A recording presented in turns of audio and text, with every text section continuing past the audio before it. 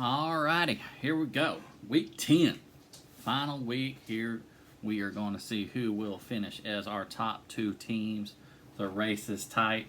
We got a makeup game, so we basically got 4 matches, 2 double headers, 2 playing on Tuesday, 2 playing on Wednesday, to see who will be playing in August 14th. Thank you for joining me here on the JGN Junior Golf Network, exclusively covering the Crown Colony PGA Junior League. About to finish off a great season. So let's jump right into Tuesday's action. We have the Crowns, who are now 6-3, remaining still in second place, taking on the Express, who are 2-7.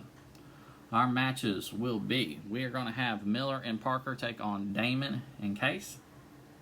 We got Delaney and Taylor taking on the sisters Celeste and Destiny. Rod Tripp and Hayes will be taking on Taryn and Chase.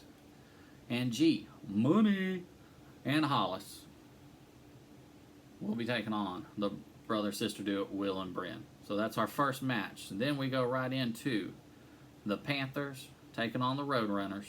Panthers are 2-6, taking on the Roadrunners, who are 5-3 and third place in the standing. So let's go over that real quick before we break down the importance of those two matches. We got Mason and Long Drive and Lucas taking on the brother duo Logan and Hunter. Sori and Victoria will be taking on Mary, Michael, and Caroline. Dane, Jacob, Griff will be taking on Kaylin and Millie. Luke and Gibson will be finishing off with John and Jason. So, right there, you have the second place team and the third place team. Real quick, we are probably going to find out Tuesday who's going to get closer to that match. Now, the Roadrunners have to play on Wednesday, so when we get right back, we will go over that match too to finish out the season. We'll be right back, guys. Alright guys, here's what we've been doing at team practice lately. A lot of our team practice lately, as we're getting here and ending up matches and stuff, I've been taking the kids out to the golf course, okay? The two things we've done, our drills is either I get them to where they're playing from 100 yards in, and we're trying to, depending on what level, either make less than 4, less than 3, or even some of my better, we're trying to make 2s, okay? This is from 100 yards in is where we can either, again, it's like I'm being on the putting green. Once you get in 100 yards, you're either saving strokes or we're wasting strokes, okay? So this was majority, almost 60% of our shots, of our score, come from 100 yards in, okay? Secondly to that, I've been putting them over in the trees, and we've been punching out and trying to get it on the green, okay? So there's been a lot more what we call course management, okay? Remember, golf's not all about just how we swing the golf club. It's about how we're playing the golf course, okay? So we've been working a lot on course management and trying to score, okay? That's what we've been doing for team practice the past couple of weeks. All right, guys, we're here with our quick tip of the week. As you can tell, most golf balls have what we call this little line there on the ball, okay? And I see a lot of the kids and even some adults that never use it, okay? So we need to use this line as much as possible. Now, there's 2 things we can do with it. You can point it long ways towards your hole so you kind of know where you want your putt to go. Or what a lot of times I'll do is I'll put it right here so I can make sure my putter blade, the face of the putter, is nice and square, okay? So take the time. Remember, we can either make up a lot of strokes on the putting green, or we can waste a lot of strokes on the putting green, okay?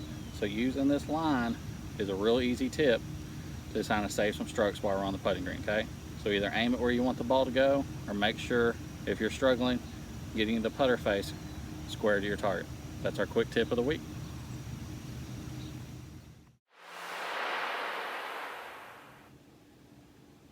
Alright guys, so let's go right into Wednesday's match. We got the Lumberjacks playing on the Panthers. The Lumberjacks right now are 2-6-1, and we'll see what the Panthers are at that time, because remember, they played the night before. So we're going to have Paxton and Corbin taking on Mason and Lucas. Weston, Hill, and Jackson will be taking on Dane, Jacob, and Griff. Sori and Victoria will be taking on Charlie and Anna. And finishing out, we got CJ and Connor taking on John and Jansen. Moving right along, we have probably the rematch we've all wanted. We're going to have the Cyclones, who are 8-1 in first place, taking on the Roadrunners, and we'll see what their record at the time. This could have a lot of impact on who finishes in the top 2.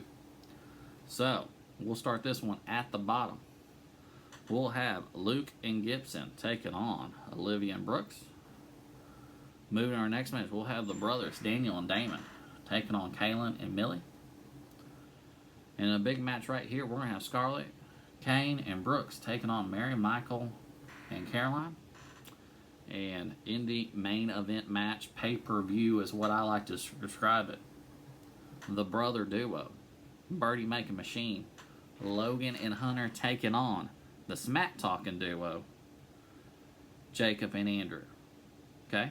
Now, give you also a little insight. All 4 of these players did make it into the East Texas Championship individual for North Texas.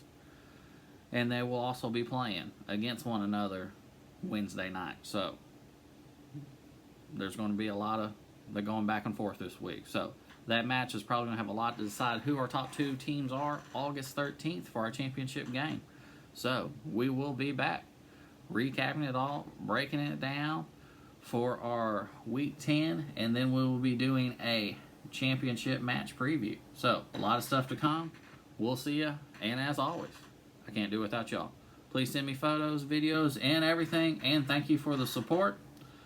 Real quick, I'd like to say, I think this has been a great year, probably one of the best years we've done Junior League, so we're going to make it strong and finish it off strong. So, let me know what you think, and we'll catch y'all next time.